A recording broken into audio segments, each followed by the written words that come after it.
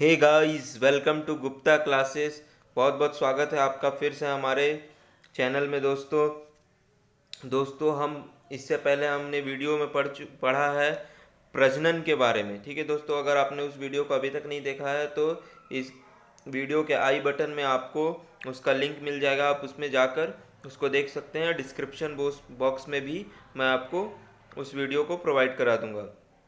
दोस्तों, इस चैनल में हम आपको एसीएफ से रिलेटेड वीडियोस प्रोवाइड कराएंगे। पेपर 2, मेनली पेपर 2 से रिलेटेड एंड पेपर 1 के भी कुछ सब्जेक्ट्स को मैं कवर करूंगा।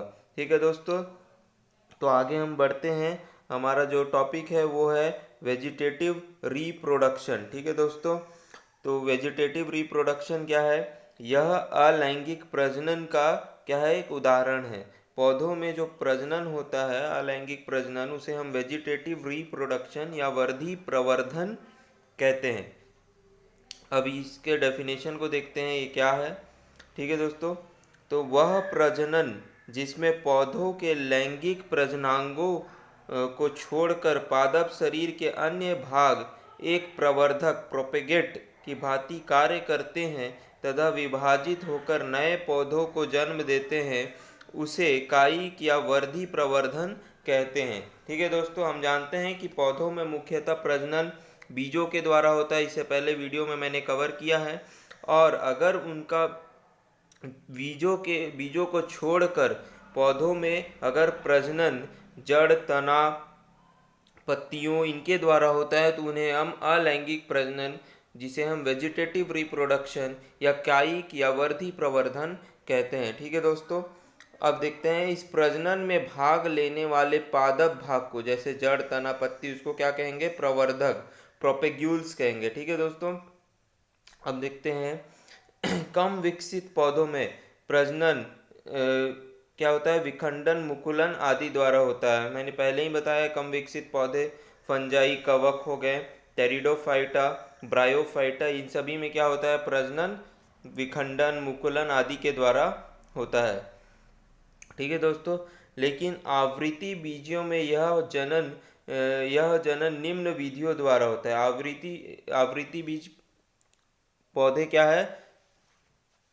एंजियोस्पर्म, जिनमें सीड कोट पाया जाता है। ठीक है दोस्तों, ये क्वेश्चन आ चुका है एंजियोस्पर्म और जिम्नोस्पर्म से रिलेटेड। आवृत्ति बीजियों में मुख्यतः अलैंगिक प्रजनन वेजिटेटिव रिप्रोडक्शन के थ्रू होता है। ठीक है दोस्तों, वर्धी प्रवर्धन के थ्रू होता है। तो दो प्रकार से होता है, पहला है प्राकृतिक, दूसरा हम पढ़ेंगे कृत्रिम। तो पहले प्राकृतिक की बात करते हैं। प्राकृतिक में पहला है रूट्स के द्वारा। हम जानते हैं कि ये आपका एक बीज है। ठीक है, बीज से ही दो पार्ट, पौधे के दो पार्ट होते हैं। पहला होता है रूट सिस्टम, जिसे जड़ तंत्र कहते हैं, और दूसरा होता है जड़ से जमीन से ऊपर वाले भाग को हम कहते हैं शूट सिस्टम, प्ररोह तंत्र। ठीक है दोस्तों, तो जड़ों का विकास मुख्यतः क्या होता है? ये देखिए, जड़ जड़ यहाँ से किससे निकल रहे हैं? ये है मूसला जड़े, टैप रूट, जो जमीन के अंदर जा रहे हैं वो टैप रूट्स कहलाते हैं। ठीक है दोस्तों, अब देखते हैं अपस्थानिक जड़े क्या होते हैं। जो जमीन के अंदर जाते हैं तो उसे हम तो क्या कहते हैं? उसे हम कहते हैं मूसला जड़ें। ठीक है दोस्तों, और जो जमीन के ऊपर से निकल जाते हैं उसे हम क्या कहते हैं? अपस्थानिक जड़ें। जैसे कुछ पौधों में अंकुरण के कुछ समय बाद मूलांकुर मतलब रेडिकल्स की वृद्धि रुक जाती है। जो यहाँ पर मैंने बताया जो मूसला जड़ें हैं वो मुख्यतः किससे निकलती हैं? बीज के मूलांकुर से निकलती हैं। बीज के मूलांकुर रेडिकल से निकलती है। और ठीक है, तो जब अपस्थानिक जड़ें जब निकलती है तो मूलांकुर का वृद्धि क्या होता है? रुक जाता है। और प्रांकुर के आधार या तने मतलब प्यूमुल, ठीक है, उसके आधार या तने की निचली पर्व संधियों से रेशे के रूप में कुछ जड़ें निकलती हैं या विकसित हो जाती हैं, उन्हें हम क्या कहते हैं? अपस्थानिक जड़ें कहते हैं। ठीक है दोस्तों, अब एक बीज पत्री पौधों में मुख्यतः अपस्थानिक जड़ें पाया जाता है, वैसे द्विबीजपत्री में भी पाया जाता है मोनोकोट डाइकोट। तो एक बीजपत्री का उदाहरण है धान, गेहूं, मक्का, ज्वार, बाजरा आदि। और द्विबीजपत्री में है बरगद, पान, अमरबेल आदि। ठीक है दोस्तों, उदाहरण बहुत इंपॉर्टेंट है। ये देखिए, एडवेंटिशियस रूट, अपस्थानिक जड़ें, ये क्या है आपका मृदा का ऊपरी सतह है, ये नीचे जो गया है ये आपका टैप रूट है। ठीक है, मूसला जड़ें, और ऊपर से जो निकले हैं ये क्या है अपस्थानिक जड़ें हैं। इसका उदाहरण क्या है, जड़ों के द्वारा जिनमें वर्धी प्रवर्धन होता है, तो उसका उदाहरण है डहेलिया, सतावर और शकरकंद। ये बहुत ही इम्पोर्टेंट एग्जाम्पल है तीनों। आगे बात करते हैं भूमिगत तना। ठीक है, भूमिगत तने के द्वारा कैसे वर्धी प्रवर्धन प्राकृतिक वर्धी प्रवर्धन होता है। ठीक है दोस्तों, तो भूमिगत तना है क्या, जो भूमि के अंदर तना पाया जाता है। ठीक है दोस्तों, यह तनों का वह रूपांतरण है जिसमें तने भूमि के नीचे स्थित रहते हैं। अनेक पादप प्रतिकूल परिस्थितियों में अपने भूमि के ऊपर पाए जाने वाले भाग को जीवित रखने में सक्षम नहीं होते हैं, और पानी अधिक ठंड या गर्मी की वजह से पौधे भूमिगत तने वाले भाग में भोज्य सामग्री एकत्र कर लेते हैं। जैसे हम बात करें प्याज की, ठीक है, प्याज की बात करें तो ये मान लेते हैं कि आपका सॉइल का अपर लेयर है, तो यहाँ पर प्याज है, प्याज के ये ऊपर निकले हुए हैं पत्तियाँ।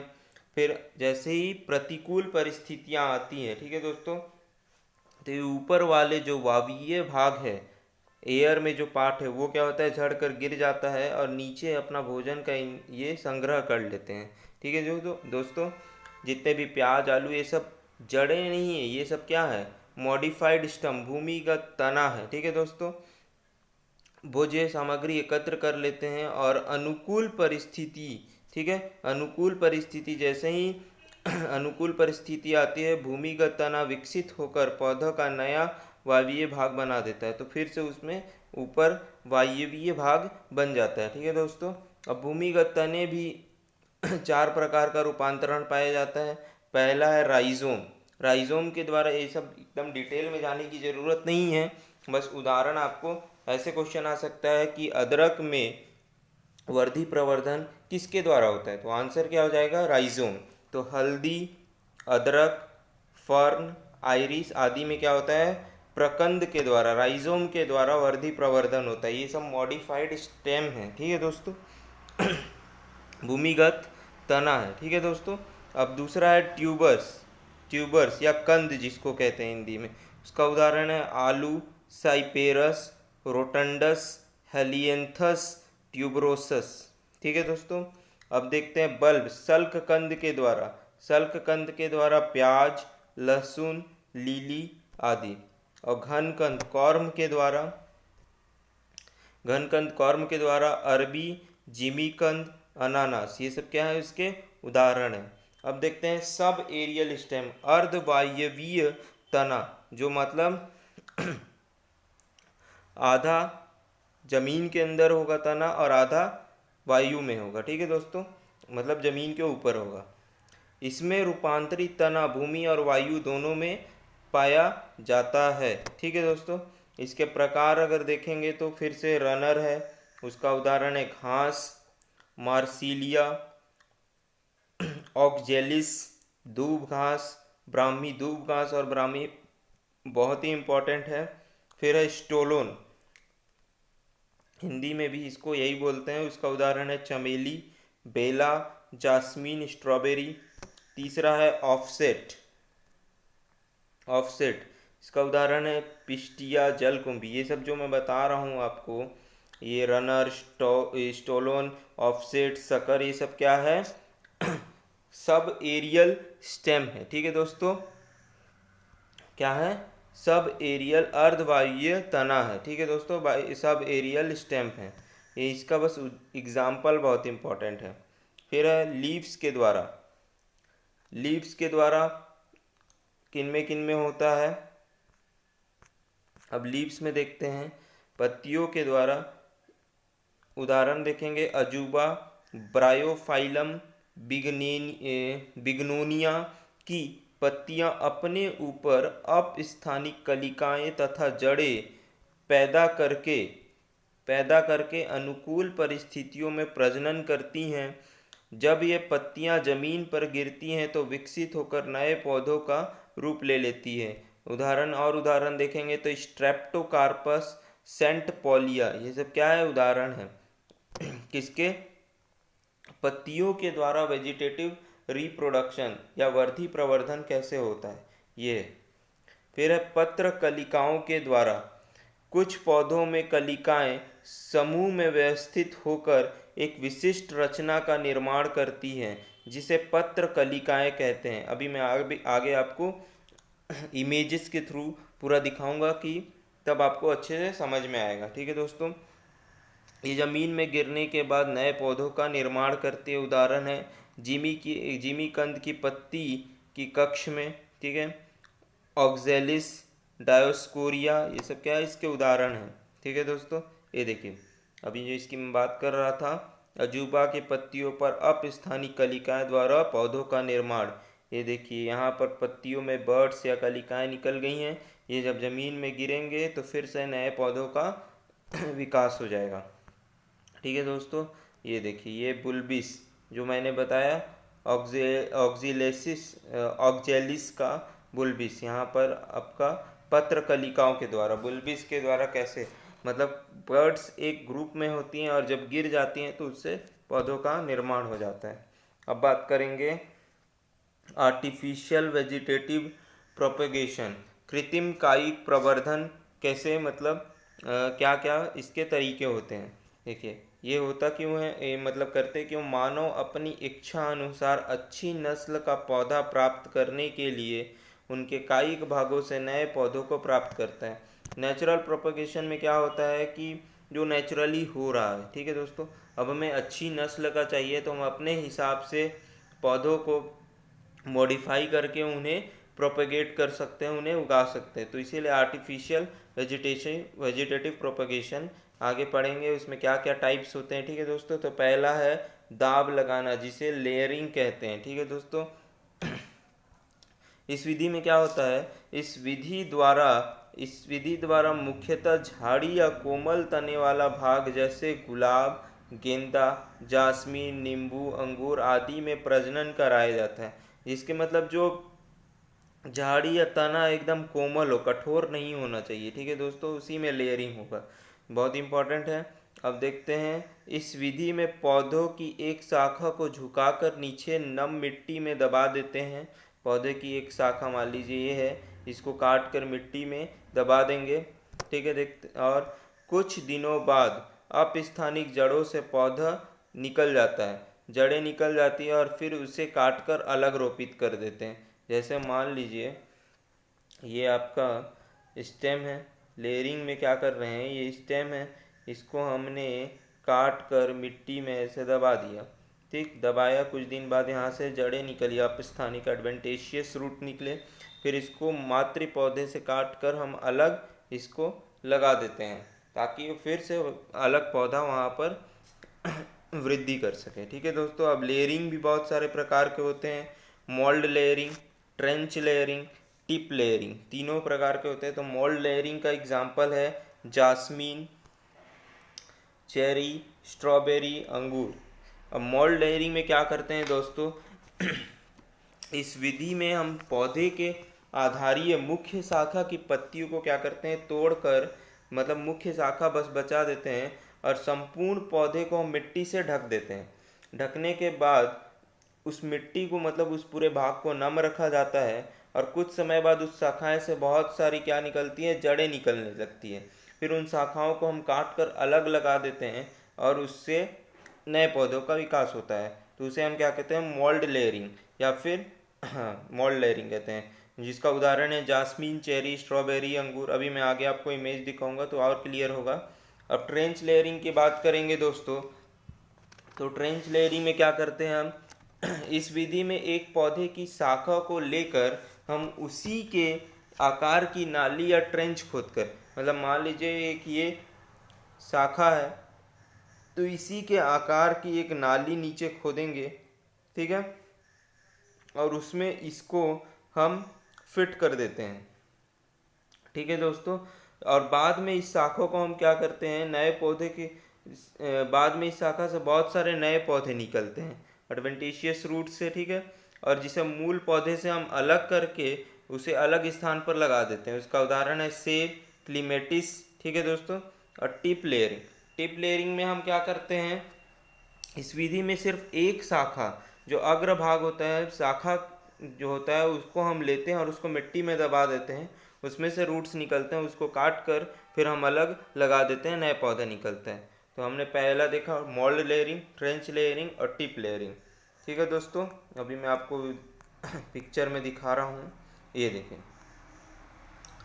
क्या है,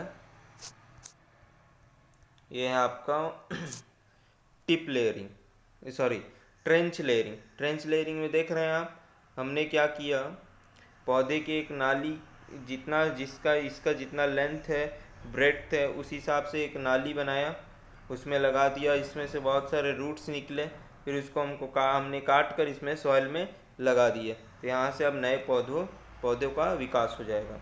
अब टिप लेयरिंग में हम देख रहे हैं यहाँ पर सिर्फ एक तना को लगा रहे हैं, एक तना को लगा रहे हैं, यहाँ से रूट्स निकल रहे हैं, यहाँ पर काट कर फिर हम इसको अलग लगा देंगे, तो इसे टिप लेयरिंग कहते हैं। मोल्ड लेयरिंग में मैंने क्या बताया, मान लीजिए ये पूरा तना है ये, तो इसके जो मेन पार्ट है, इस मेन पार्ट को हम रखे रहेंगे, बाकी इन सभी को हम काट देंगे, हटा देंगे, और इसको मिट्टी से, ये जो मैंने बताया, ये जो मेन पार्ट, इसको हम क्या करेंगे, मिट्टी से ढक देंगे। इसमें से कुछ समय बाद एडवेंटिशियस रूट निकलेंगे, कुछ स्टेम निकलेंगे, ठीक है दोस्तों, और उसको हम काट कर रूट्स के साथ स्टेम निकलेंगे और फिर इसको काट कर हम अलग लगा देंगे, उसे हम क्या कहते हैं, मोल्ड लेयरिंग। तो आपका लेयरिंग क्लियर हो गया दोस्तों। अब बात करते हैं हम यहाँ पर कटिंग की। कटिंग नाम से ही है, पता चल रहा है, कई पौधे जैसे गन्ना, गुलाब, ड्यूरेंटा, कोलियस, गुलहड़ आदि में हम क्या करते हैं, कटिंग द्वारा प्रवर्धित करते हैं। एग्जाम्पल बहुत इंपॉर्टेंट है। इसके लिए हम शूट या प्ररोह को एक या उससे अधिक वर्ष का होना चाहिए। इसके लिए क्या होना चाहिए, पौधे का शूट, मैं बताया पौधे के दो भाग होते हैं, जमीन के नीचे वाले भाग को हम रूट सिस्टम कहते हैं, क्या कहते हैं, रूट सिस्टम, और जमीन के ऊपर वाले भाग को हम कहते हैं शूट सिस्टम। तो इसका जो शूट सिस्टम है वो कितना, एक या 2 वर्ष, 1 वर्ष से अधिक होना ही चाहिए, तभी उसमें ये कटिंग पॉसिबल होगा। कटिंग के लिए एक तने को काट कर मिट्टी में लगा देते हैं और उससे पर्व संधि से नए पौधों का विकास हो जाता है। बहुत ही सिंपल है कटिंग, ठीक है दोस्तों। अब देखते हैं गुटी या एयर लेयरिंग। अभी हमने देखा कि हमने जितने भी प्रकार के लेयरिंग किया वो ज़मीन में दबा रहे थे, लेकिन अब हम एयर में कैसे लेयरिंग करेंगे इसको देखते हैं। इसमें हम क्या करते हैं दोस्तों, इसमें तने के बाहरी छाल को खोलकर तने के खुले भाग पर गीली मिट्टी की परत को बांध देते हैं। जैसे ये मान लीजिए हवा में खुला तना है, इसकी छाल ऊपर के बार्क को हटाएंगे, उसमें मिट्टी लगाकर उसको बांध देंगे और उसको नम रखे रहेंगे। जब इसमें से जड़ें निकल जाएगी, जड़ें निकलने के बाद क्या करेंगे, मातृ पौधे से अलग करके मिट्टी में उसको हम रोपित कर देंगे। इसका बहुत ही अच्छा उदाहरण है दोस्तों, क्या उदाहरण है, अनार, नींबू, संतरा, लोकार्ट, लीची, अमरूद, ये सबके उदाहरण है, एयर लेयरिंग या गुटी, ठीक है दोस्तों। अब देखते हैं ग्राफ्टिंग क्या होता है। ग्राफ्टिंग की बात करते हैं। इस विधि में पौधे की एक छोटी कलिका सहित शाखा को एक पतले पहले स्थापित पौधे के तने में काट कर लगा देते हैं। क्या करते हैं, इस विधि में पौधे की एक छोटी सी कलिका को लेते हैं हम, ठीक है, या फिर कलिका को लेते हैं, सॉरी फिर से बता रहा हूँ एकदम क्लियर, ठीक है दोस्तों। इस विधि में हम क्या करते हैं कि एक छोटी कलिका सहित शाखा को लेते हैं। जैसे मान लीजिए ये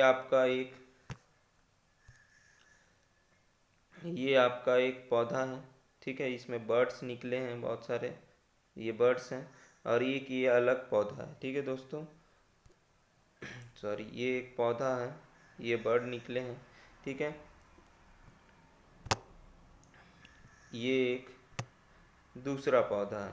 तो हम क्या करते हैं, इसमें बर्ड सहित एक शाखा लेते हैं और दूसरे पौधे को इसमें लाकर हम फिक्स कर देते हैं और बांध कर इसमें मतलब इसके टिश्यू को छोड़ देते हैं। फिर वो टिश्यू क्या होता है, जॉइंट हो जाता है और एक नया पौधा बन जाता है। ठीक है दोस्तों, इसमें मतलब हम क्या करते हैं, दो पौधों को मिक्स कर रहे हैं, पौधों के गुणों को मिक्स कर रहे हैं। इसमें क्या करते हैं, इस पौधे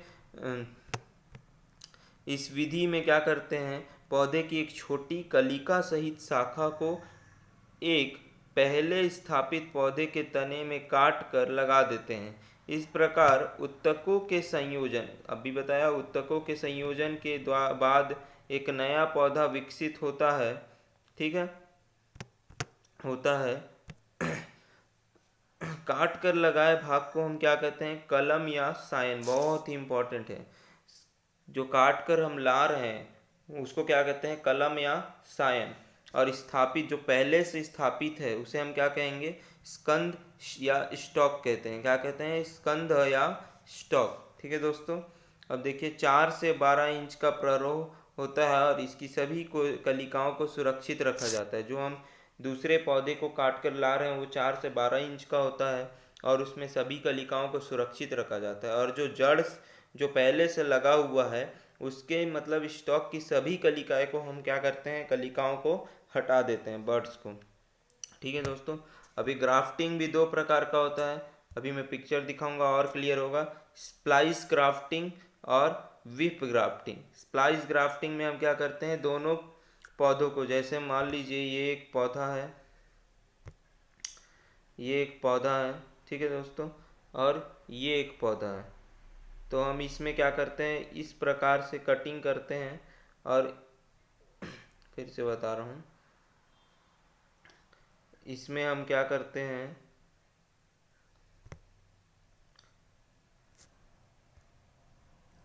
ये है, इस प्रकार से कटिंग करते हैं और दूसरा पौधा जो है वो इस प्रकार से कटिंग करते हैं, मतलब तिरछा काटते हैं और इन दोनों को जोड़ देते हैं। ठीक है दोस्तों, तो इसे हम क्या कहते हैं, स्प्लाइस क्राफ्टिंग। और जब इन दोनों को हम डायगोनली काटते हैं, जैसे मान लीजिए एक पौधा है, ठीक है दोस्तों, ये डायगोनली ऐसे काट रहे हैं हम डायगोनल में, और ऊपर वाले को भी हम कैसे काट रहे हैं, डायगोनली काट रहे हैं। ठीक है दोस्तों, ये ऐसे ऊपर जाएगा और इन दोनों को हम फिक्स कर देते हैं। ठीक है दोस्तों, तो इसे हम क्या कहते हैं, विप ग्राफ्टिंग कहते हैं। अभी मैं आपको एग्जांपल से दिखा रहा हूँ, पिक्चर से दिखा रहा हूँ। ये देखिए एयर लेयरिंग है। इसमें हमने क्या किया है, अभी बताया था कि छाल को काट कर फिर इसको मिट्टी लगाकर उसको कपड़े से बांध देते हैं और उसको यहाँ पर हमने नम रखा है, पानी देते रहते हैं, ठीक, ताकि वो नम रहे। इसमें जब जड़ निकलते हैं उसको हम इस फिर तने को काट कर, इस तने को काटेंगे और उसको जड़ में, उसको ज़मीन में लगा देंगे और नया पौधा विकसित हो जाएगा। ठीक है दोस्तों, ये देखें, ये है ग्राफ्टिंग।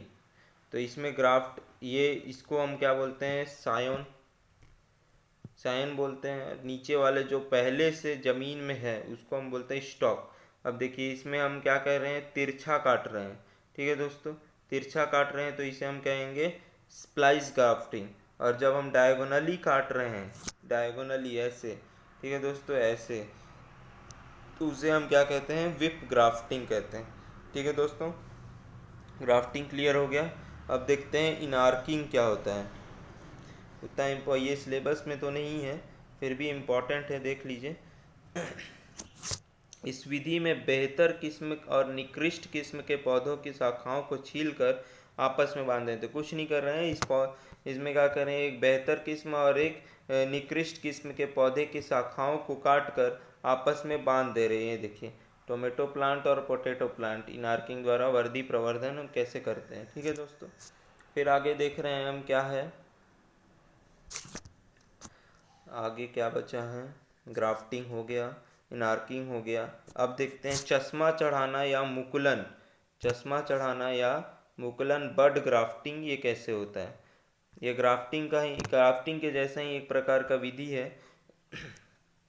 इसमें क्या करते हैं, इसमें एक पौधे की कलिका को काट कर, बस यहाँ पर हम कलिका काट रहे हैं, यहाँ वहाँ पर हम तना, कलिका सहित तना काट रहे थे, उसे हम स्टॉक सायन कह रहे थे, और जो जमीन में लगा हुआ था हम उसे स्टॉक कर रहे थे। यहाँ पर हम सिर्फ एक कलिका काटेंगे और दूसरे पौधे में उसी आकार का बार्क में छेद करेंगे, छाल में उसी आकार का बनाएंगे और उसमें फिट कर देंगे। और ये क्या कहते हैं, सामान्यतः वर्षा ऋतु में करते हैं, उदाहरण गुलाब। ठीक है दोस्तों, इसका भी मैं आपको दिखा रहा हूँ इमेज, और अच्छे से क्लियर होगा।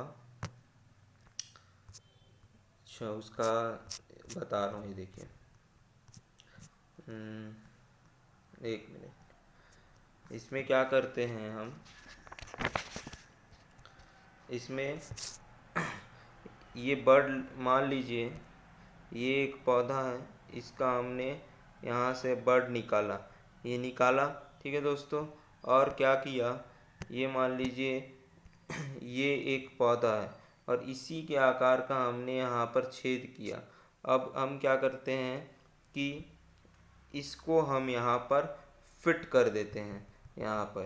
ठीक है दोस्तों, तो इसे हम क्या कहते हैं, चश्मा चढ़ाना या बडिंग या बड ग्राफ्टिंग कहते हैं। ठीक है दोस्तों, अब देखते हैं हम कायिक प्रवर्धन के लाभ और हानि क्या क्या हैं। दोस्तों, अगर आपको हमारा ये वीडियो पसंद आता है तो आप हमारे चैनल को सब्सक्राइब कर लें और घंटी का बटन दबा दें, ताकि आगे मैं जो भी वीडियोस डालूँ आपको समय पर मिलते रहें और आप उसका लाभ उठा सकें। ठीक है दोस्तों, अगर आपको ये वीडियो अच्छा लगे तो लाइक भी कर दीजिए, ताकि मुझे एक मोटिवेशन मिले कि मैं अच्छा काम कर रहा हूँ, अच्छे से पढ़ा पा रहा हूँ। अगर कुछ प्रॉब्लम आ रहा है तो आप कमेंट करके बता सकते हैं, मैं उसमें इम्प्रूवमेंट करूँगा। ठीक है दोस्तों, तो अब देखते हैं कायिक प्रवर्धन के लाभ और हानि क्या होते हैं। तो सबसे पहले लाभ की बात करते हैं।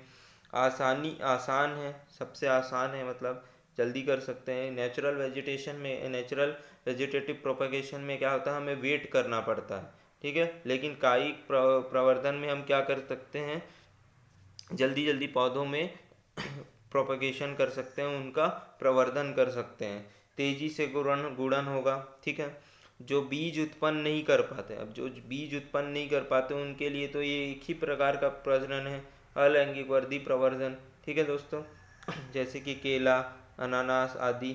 ठीक है, ऐच्छिक लक्षण मतलब अपने मन मुताबिक लक्षणों को एक प्लांट से दूसरे प्लांट में ट्रांसफ़र कर सकते हैं। ठीक है दोस्तों, उच्च गुणों वाले पुष्प और फल को प्राप्त कर सकते हैं दोस्तों इसमें। ठीक है, हम उतने क्या कहते हैं, एक अच्छे किस्म के पौधों को चुनकर, दो अच्छे किस्म के पौधों को चुनकर हम उसमें कुछ और अच्छा पौधों को विकसित कर सकते हैं। ठीक है दोस्तों, और ये किनके लिए ज़्यादातर उपयोगी होता है, जिनके तने क्या होते हैं, दुर्बल, कमज़ोर होते हैं। ज़्यादा हार्ड वाले तने को तो नहीं कर सकते। ठीक है दोस्तों, अब इसमें क्या होता है, हानि में संक्रमण की संभावना।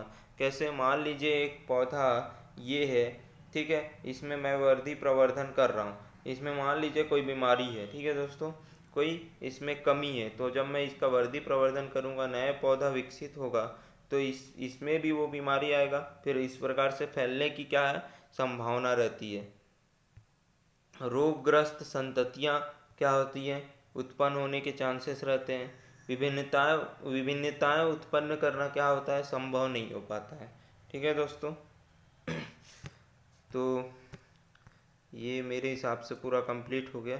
अच्छा, ये बचा है। ठीक है दोस्तों, अब देख लेते हैं कि अंतर क्या क्या है लैंगिक और अलैंगिक प्रजनन में। तो सबसे पहले अलैंगिक प्रजनन क्या होता है, एक जनकीय होता है, यह प्रायः द्विजनकीय होता है। इसमें गैमीट का फॉर्मेशन नहीं होता है, इसमें गैमीट का फॉर्मेशन होता है। ठीक है, इसमें अर्धसूत्री या असूत्री विभाजन होता है, जिसमें एक बार अर्धसूत्री विभाजन तो जरूर होगा, सॉरी, इसमें अर्धसूत्री विभाजन नहीं होता, असूत्री और समसूत्री विभाजन होता है। सॉरी दोस्तों, माफ़ करिएगा। और सेक्सुअल रिप्रोडक्शन में एक बार अर्धसूत्री विभाजन जरूर होता है। यह प्रजनन क्या होता है, तीव्र गति से होता है, बहुत जल्दी होगा, इसमें थोड़ा अपेक्षाकृत धीमी गति से होता है।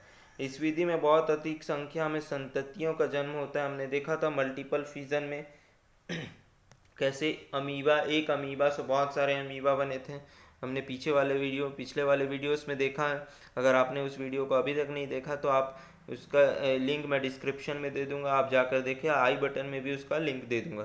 ठीक है दोस्तों, इस विधि में युग्मक निर्माण एवं संलयन दोनों होता है। मतलब गैमीट का फॉर्मेशन होगा और गैमीट का क्या होगा, गैमीट दोनों मिलेंगे और जाइगोट का फॉर्मेशन होता है। ठीक है दोस्तों, इस विधि में क्या होता है, युग्मक का निर्माण नहीं होता। किसमें? असेक्सुअल में। ठीक है, इस विधि में नए जीवों का विकास पितृ जीव के एक विशिष्ट भाग से होता है। ठीक है, युग्मक और उसके नाभिकों में संलयन से होता है। दो युग्मक हैं, ठीक है, दो अलग अलग, ये मेल ये फीमेल, इन दोनों के नाभिक मिलेंगे तो एक नया जीव उत्पन्न होगा। ठीक है दोस्तों, बनने वाली संततियां आनुवंशिक रूप से जनक के समान होती हैं और बनने वाली संततियां आनुवंशिक रूप से जनक से भिन्न हो सकती हैं लैंगिक प्रजनन में। ठीक है दोस्तों, तो ये था डिफरेंस। आई होप आपको ये वीडियो पसंद आया हो। अगर पसंद आया तो आप हमारे वीडियो को लाइक कर सकते हैं। ठीक है दोस्तों, हमारे चैनल को सब्सक्राइब कर सकते हैं और कुछ भी अगर आपको इसमें समझ में नहीं आता है तो आप कमेंट कर सकते हैं और मुझे बता सकते हैं। और कुछ वीडियो में कमी लगता है, कुछ सुधारना अगर पॉसिबल होता है तो आप ज़रूर बताएं, मैं उसको इम्प्रूव करूँगा। ठीक है दोस्तों, तो आज के लिए इतना ही। जय हिंद, जय भारत, जय छत्तीसगढ़।